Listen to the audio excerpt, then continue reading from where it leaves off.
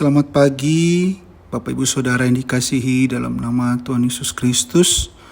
Pagi hari ini kita akan mendengarkan renungan firman Tuhan yang terdapat di dalam Ayub 23 ayat yang ke-10.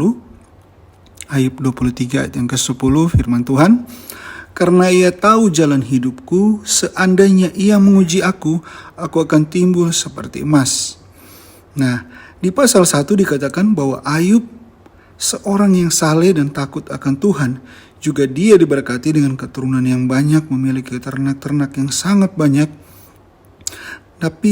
Namun dalam waktu yang singkat dan beruntun datanglah berbagai malapetaka dalam berbagai aspek menimpa kehidupannya.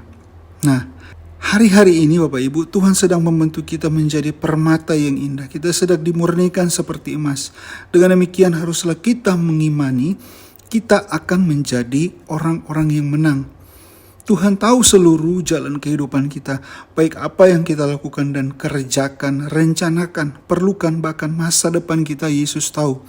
Nah, jika kita memahami dan mengerti kebenaran ini, maka saat kita dalam ujian kita tidak akan menjadi lemah, mundur, takut, dan kecewa dengan apa yang kita hadapi dalam hidup ini. Malahan kita akan memahami benar bahwa di balik ujian ini akan ada kebaikan, bahkan kemuliaan yang Tuhan berikan bagi kita yang tetap bertahan dan bersyukur dalam melewati ujian tersebut.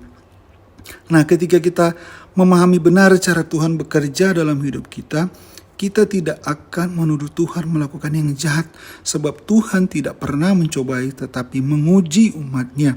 Di dalam Yakobus 1 ayat ke-13 dikatakan, apabila seorang dicobai janganlah ia berkata, pencobaan ini datang dari Allah, sebab Allah tidak dapat dicobai oleh yang jahat dan ia sendiri tidak mencobai siapapun.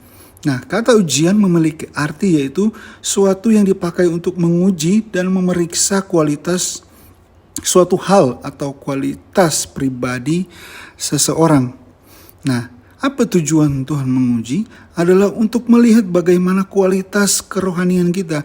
Dalam Ulangan 8 ayat yang kedua dikatakan, di situ adalah cerita tentang bangsa Israel. Dikatakan, ingatlah kepada seluruh perjalanan yang kau lakukan atas kehendak Tuhan Allahmu di padang gurun selama 40 tahun ini dengan maksud merendahkan hatimu dan mencoba engkau untuk mengetahui apa yang ada dalam hatimu, yakni apakah engkau berpegang pada perintahnya atau tidak.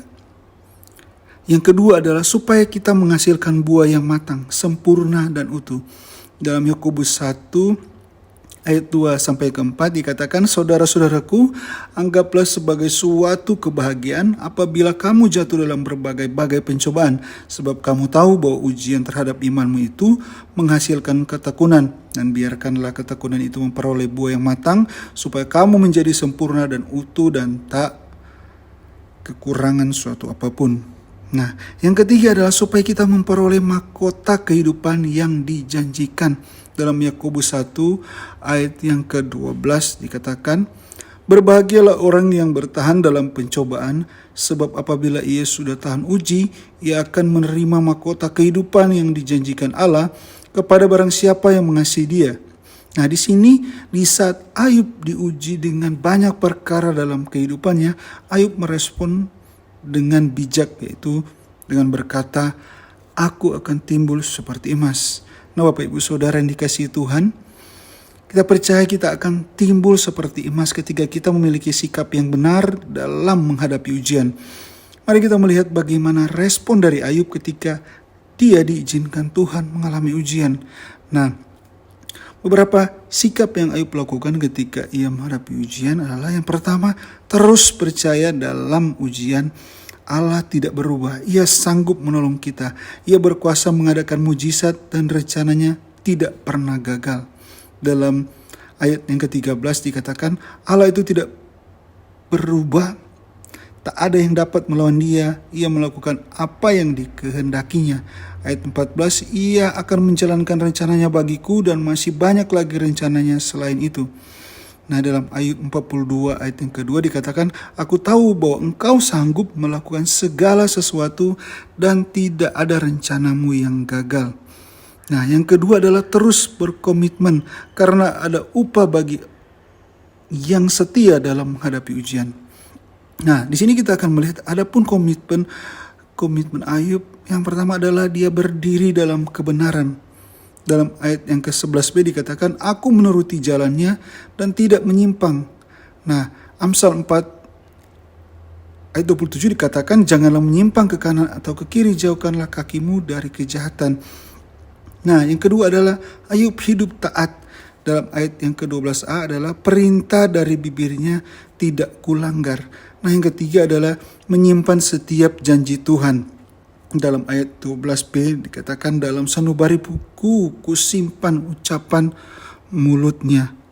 Nah, yang kita dapat belajar dari Ayub ini adalah buah dari percaya dan berkomitmen dari sisi jasmani adalah kehidupan yang dipulihkan dari berbagai bidang kesehatan, hubungan, ekonomi. Dalam ayat 42 ayat yang ke-7 sampai yang ke-17 kita membaca di sana bahwa kehidupan Ayub dipulihkan, semuanya, keluarganya, hartanya semua dikembalikan oleh Tuhan.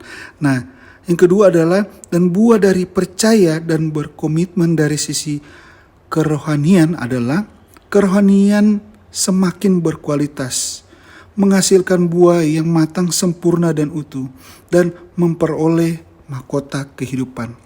Nah, puji Tuhan Bapak Ibu, biarlah kita mau belajar dari Ayub ini. Dalam segala apapun yang dialami, dia tetap percaya Tuhan tidak pernah memberikan ujian di luar batas kemampuan kita. Dan jika Tuhan menguji, tentunya ada tujuan yang Tuhan ingin lakukan bagi kita. Jika saat ini Bapak Ibu Saudara diuji, percayalah kita punya Allah yang tidak berubah. Ia sanggup, Ia berkuasa, dan rencananya tidak pernah gagal. Dan Ia selalu menyertai kita. Puji Tuhan, kita akan berdoa. Terima kasih Tuhan, kami bersyukur untuk pagi hari ini. Kami percaya lewat ujian yang kami alami, kami akan timbul seperti emas. Dan kami percaya Tuhan, kemuliaan-Mu dinyatakan dalam setiap kehidupan kami Bapa. Terima kasih, kami bersyukur untuk pagi ini. Kami berdoa di dalam nama Tuhan Yesus Kristus. Haleluya. Amin.